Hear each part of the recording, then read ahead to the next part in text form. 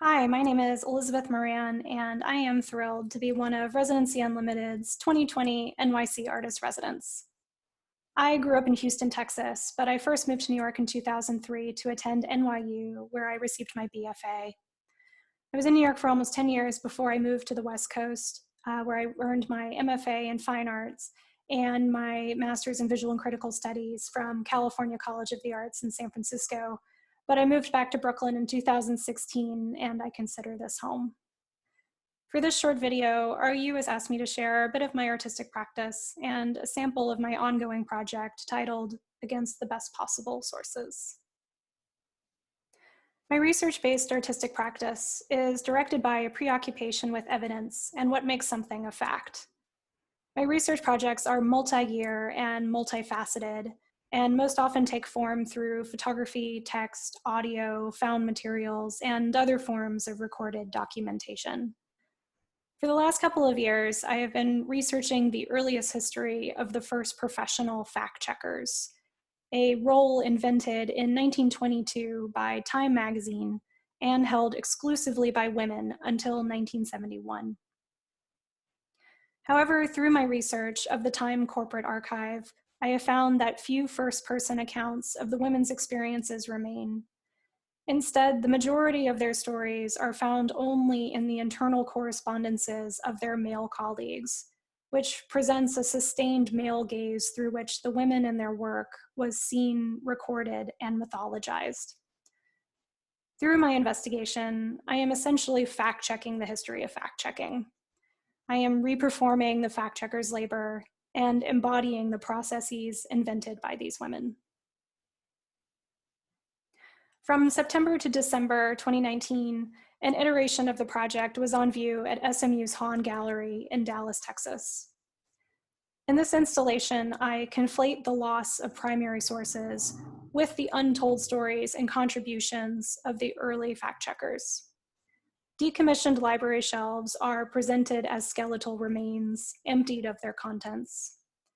An accompanying 10-minute audio narration was constructed from text found in the Time archive, resulting in a chorus of anonymous stories that were all equalized through my own voice.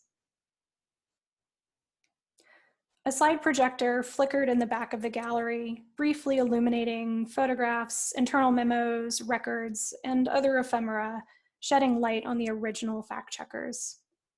My hand can be seen digging through these documents and becomes another disembodied researcher, mingling with the images of unidentified individuals. The slide projector itself presents a media technology that was both invented and subsequently discarded within the span of the last century. The projected images were made with my cell phone during my visits to the archive, and these images were backwards translated into slide film, resulting in a photo montage presenting the Time fact-checkers over the course of the last century. This analog format gives the images a false sense of credibility, and the 35mm slides, blasted by light and heat of the projector, degraded over the course of the exhibition. Along with the slide projector, scattered throughout the shelves, are artist-made bookends, now rendered useless except for their surfaces, which display images of found artifacts and office materials entombed in Time's archive. The steel is seemingly imprinted with vignettes of these lost stories and become reminiscent of ghostly daguerreotype portraits that flicker between visible and invisible.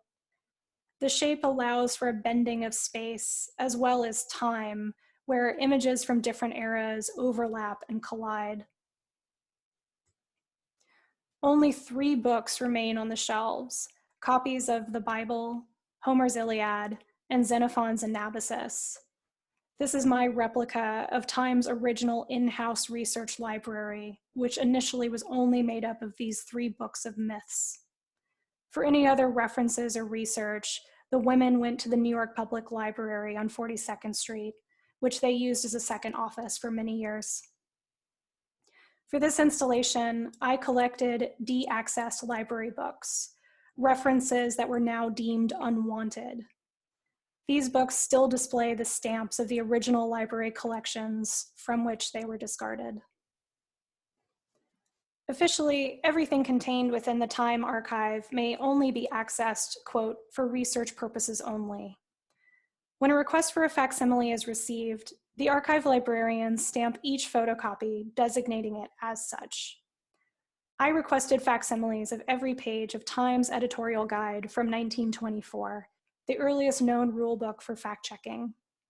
Seen here are the first 2 pages, How to Check and General Rules. By presenting these facsimiles in the gallery, I posit that the archive's librarians are co-conspirators of mine in the making of this work. Following this exhibition and during my time as an RU artist resident, I will be continuing my research and working towards composing the most comprehensive account of the first fact-checkers to date. Using creative nonfiction strategies, I plan to create a new narrative made up entirely of found text sourced from Time's archive.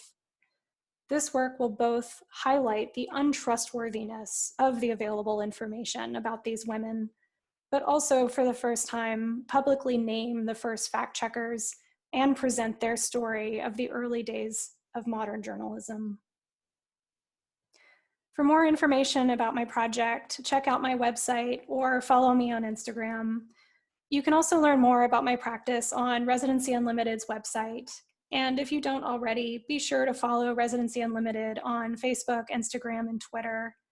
Thank you for watching, and thank you to Residency Unlimited for supporting my work.